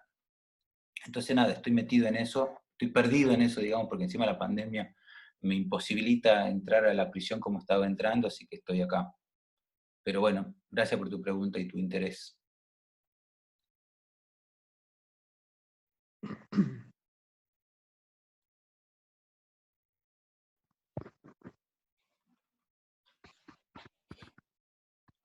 Silencio de radio.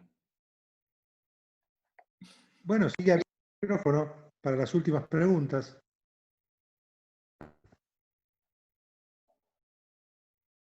Agustín, yo tengo una pregunta para hacerte. Hola. Hola. Habías nombrado al principio de la charla el momento en el que empezaste a estudiar cine, y te quería preguntar qué rol había tenido eso en tu formación, porque después comentaste mucho de experiencias, da la impresión de que eso fue más formador quizás que estudiar cine propiamente dicho, pero no lo sé en realidad. Si nos puedes contar un poco de eso y cómo es la situación en la provincia. Yo llegué solo a una conclusión que hace poco le escuché que la decía alguien, y ahora no me puedo acordar bien, pero que es básicamente esta. Aprender cine, digamos, cómo se realiza una película, te podría llevar toda la vida, pero aprender cine, lo que hay que hacer, y 2, 3, 4 semanas, quizás 2, 3 meses, si no fueron muy intensas, es lo que yo creo que está bien, como que más de eso es como, no sé, exigirle al radiólogo que sea médico antes de ser radiólogo, ¿viste? Para que después toda la vida haga radiografías. Creo que tengo la sensación de que es un trabajo técnico que, nada, por ejemplo, ser fotógrafo de cine, y bueno, es mucho más complejo, te lleva todo el tiempo que te lleva a entender la maquinaria, las luces, todo, pero digo, las cosas que tiene que hacer un director o un guionista con una película, y se pueden enseñar en muy, muy poco tiempo, y yo, en eso te soy muy, muy sincero, lo aprendí todo en una escuela de cine, la de Tucumán, Escuela Universitaria de Cine y Video y Televisión de Tucumán, en la primera promoción, en donde te cuento cómo fue. Llegué sin saber absolutamente nada de cómo se hacía. Me gustaban películas complejas, simplísimas, de todo tipo, pero hasta te podría explicar mi ingenuidad en el sentido de que me imaginaba que había como 100 cámaras prendidas en algunos lugares y que los actores estaban ahí día y noche. Ni siquiera me llegaba a imaginar cómo usaban el día, pero simplemente sentía que todo eso que veíamos en la película eran recortes que se habían tomado así como arbitrariamente, y que un buen día alguien se había sentado y había hecho algo magistral con eso, y a veces le había quedado mal. Pero no entendía, ni siquiera me preguntaba si podía haber una técnica, método, no sé qué. Entré a una escuela de cine, por curiosidad, me senté y en 3 semanas ya sabía exactamente todo lo que sé hoy o sea, cuáles son mis herramientas, las aprendí todas. ¿De qué? No sé, nada es tan fácil aprender, a veces cuesta porque uno es duro, pero básicamente todos los tamaños de planos, todos los tipos de uso de movimientos que hay, las variantes entre el sonido, la voz en off, el trabajo de fuera de campo, todas las cuestiones del plano secuencia, cosas que son importantes y que te las dicen en una escuela de cine recién. Todas esas del plano contra plano, la de tú, sumaban un total de 100 cosas más o menos que aprender, no muchas más, o sea, una lista, no digo 100 exacto, pero digo una lista finita de cosas que aprender, que después vas a tener que usar toda tu vida que van a usar todos los cineastas que veas en tu vida, que va a ir al festival más raro de cine y va a ver que todas las películas se tienen que hacer dentro de eso, y que ahí hay muchas libertades también, esto como que ceñirte a que... Por eso yo me fui rápido de la escuela de cine, a eso quiero llegar, en el sentido de que tampoco quería estar ahí hasta que todo esto llegue realmente a agotarse. Yo lo veía que ya iba hacia un lugar en donde, claro, ¿cuántos miles de ejercicios más podemos hacer desde este lugar de, bueno, sí, ya nos han explicado cómo se recorta el tiempo-espacio desde que Griffith lo inventó allá a principios del siglo XX? Desde ese momento sí es diferente, porque a un cineasta le pone un snorri cam, que es eso que lleva ahí, no sé, que usa mucho Aronofsky, no sé qué, y es como un Steadicam permanente, y bueno, eso puede ser una novedad que haya habido en algún momento, otra novedad que hubo en otra época, el uso de los flashbacks, pero todo también como novedad se volvió viejo. Todo lo que el zoom, bueno, el zoom, pero también se volvió viejo. Entonces, de alguna forma lo que aprendí era que todo estaba inventado, que eso es muy tranquilizador y no muy agotador, que todavía nada había hecho yo, por lo cual nada estaba probado por mí mismo, por lo cual, aunque esté inventado, no me dejaba tranquilo hasta que yo pueda ir y hacer una prueba, pero que no había mucho más que eso, que inventar una forma de cine yo ya no lo iba a hacer, o sea, menos yendo a una escuela de cine, ¿viste? Como que ahí me iban a acotar todavía mucho más la posibilidad de lectura, pero aprendí sobre relatos, sobre actos, sobre giros, sobre un montón de cosas de guión, de fotografía, de ambiente, de un montón de cosas que yo nunca había escuchado en mi vida. O sea, si no iba a una escuela de cine, no lo hubiese, ni el boom sabría cómo se llama, ¿viste? Todo lo que es técnica de cine, lo aprendí ahí. Creo que no dosificaron bien la información los que tenían la escuela de cine, porque me podrían haber tenido 3 años si no me decían todo junto, pero en 15, 20 días su emoción por tener alumnos y escuela de cine nueva llegó a que nos digan todo esto. Cuando ya te hablan de cómo, de plano secuencia, o sea, ya cuando alguien te muestra Bresson, cómo hizo todo perfecto y maravillosamente en Un condenado a muerte se escapa con 2 pesos, decís, claro, ya está. Ya lo que nos queda es pensar por qué Jarmusch es tan hermoso, tomando decisiones tan simples. ¿Por qué las cosas más hermosas son más simples? Es como al contrario, esto como dice, ya buscarle la quinta pata al gato, no, o sea, más complicado que Mulholland Drive de David Lynch ya no se puede ser, pero más simple y hermoso, y capaz que sí, no sé, pero más complicado seguro que no, ¿viste? Como que ya hay un punto en el que si no sos el erudito de lo formal y eso, te das cuenta muy rápido que no tiene mucho sentido quedarte ahí en lo formal toda la vida. Más bien me parece que tenés que pasar a decir, bueno, cuando tenga que hacer una película, voy a usar uno de estos elementos, no voy a poder usarlos todos, voy a tener que elegir si soy más setentero en esta película, o si soy más noventero, si hago más la Francis Ford Coppoleada, o soy más Lucrecio Martirista, o sea, lo que tenés que elegir tarde o temprano, pero no importa tanto la técnica, sino algo para lo que sí o sí te tenés que ir bien lejos de la escuela, que es para descubrir el qué querés filmar y qué querés decir sobre todo, que te tenés que ir como mucho más hacia adentro tuyo que lo que la escuela te va a permitir estar, que es, la escuela te va a obligar a hacer trabajos externos con compañeros, en donde explicas todo, en donde se ponen de acuerdo todos. La propia obra, digamos, que es lo que uno se tiene que ir a buscar en algún lugar más íntimo, no sé, en la familia, en el bar, en donde fuera, es diferente, o sea, no te la pueden explicar en una escuela de cine, no tiene sentido. O sea, lo de la escuela de cine te dirían cómo hacerla, pero nunca te dirían con qué sensibilidad tenés que manejarte vos. Entonces lo que me parece más interesante buscar fuera de las escuelas de cine es lo no técnico que tiene el cine, como lo intuitivo, lo bello de poder atrapar el tiempo, ¿viste? Como dice Tarkovsky, de poder capturar esencia, alma, vida, cosas que nada, o sea, es el aparato que captura vida por primera vez, ¿no? Es fantástico lo que estamos haciendo, pero lo terminamos malversando en unas cuantas técnicas, la del plano contra plano, el plano secuencia, el plano contra plano, que sentimos que nos puede llevar 5 años de estudio y en realidad no son nada, son decisiones estéticas que han tomado la gente de Griffith para acá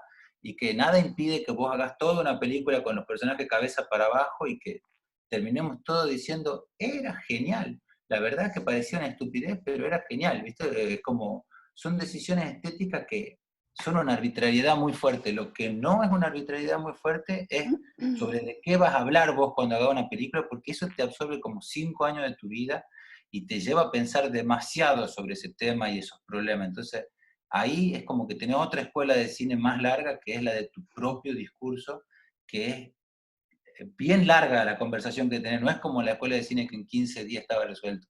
En 15 días solamente estás como en la superficie de lo que te gusta, pero no sé, 150 días después, recién te das cuenta que eso es la superficie y todavía falta bajar mucho más hondo esto para poder tomar, una película como un organismo grande, complejo, casi siempre te lleva una buena parte de tu vida a hacerlo, o sea, de tu vida real, de tu día a día. Entonces, como que creo que eso es más interesante que la técnica. La técnica incluso puede ser muy, muy mala, como la de Slacker, esa película maravillosa de Linklater, si no la vieron, véanla. Es una película loquísima de alguien que no tiene idea cómo se hace cine, y es genial. Después Linklater hizo, vean la filmografía, son maravillas. Boyhood, la vieron hace poco, estuvo nominada al Oscar, hizo pasar 12 años de la vida de un chico, creo, y lo siguió filmando. Bueno, hizo magistralidades. Hizo de las películas, 3, 4 películas con los mismos personajes durante años, y además películas con dibujo, animación. Hizo lo que quería, pero empezó haciendo una película sin saber nada, y se nota, y es muy bueno eso. Como se ve que él fue aprendiendo con sus películas. Y yo le recomiendo eso, como poco tiempo perder estudiando la técnica, mucho tiempo buscando como lo que querés decir. Gracias. Bien, Agustín, muchísimas gracias. Vamos a cerrar la exposición de hoy. Les agradecemos a todos los que asistieron y escucharon y se quedaron hasta este momento. Y te agradecemos especialmente a vos, Agustín, por la exposición de hoy, por la charla con nosotros. Bueno, muchísimas gracias. Espero haber sido inspirador para alguien y que produzcan, escriban, hagan lo que cada uno le gusta hacer, que es lo más lindo que hay, ¿no? Hacer lo que a uno le gusta hacer. Ahí están poniendo muchos comentarios sobre la charla, todos muy positivos, así que te agradecemos de nuevo y anunciamos el tercer encuentro que va a ser con Laura Lavatelli la próxima semana. Justo Laura está saludando ahí. Muchísimas Bueno, gracias por escuchar, por los comentarios también. Gracias a todos. Gracias. Un abrazo. Nos vemos.